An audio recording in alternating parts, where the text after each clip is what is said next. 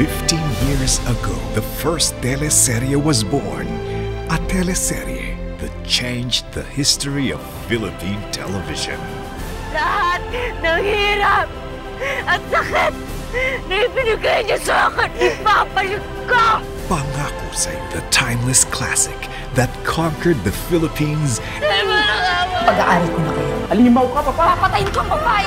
Sisirain natin ang mga Buena Vista. Papalit mo ko sa isang ampas lupa! Hanggang sa muli natin pagkikita. And made waves around the world.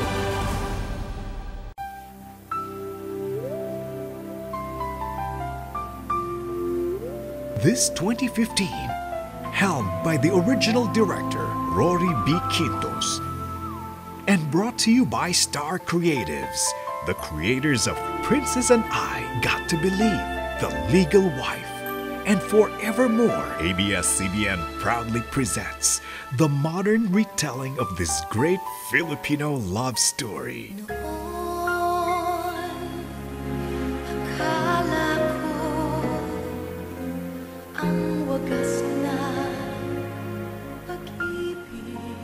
At ngayong gabi, makikilala mo na sa unang pagkakataon ang mga magsisiganap sa hindi malilimutang mga karakter.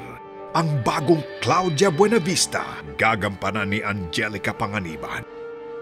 At ang bagong Amor Powers, gagampanan ni Jody Santamaria. Hayop ka! Mas hayop ka! Pinatay mo ang anak ko!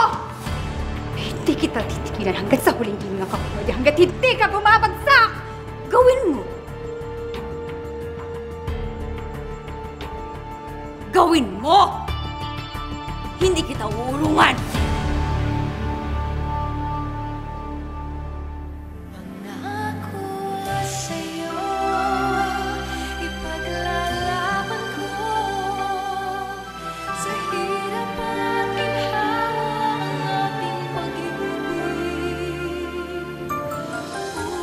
At ang bagong Angelo Buenavista at Ina Makaspak ng 2015. Gagampanan ng reigning love team ng bagong henerasyon.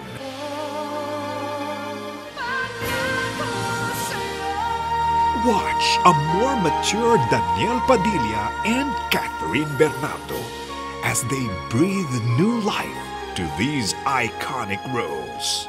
Ikaw pa lang ang minahal ko ng ganito. Paglalaban kita, Ina. Pangako sa'yo.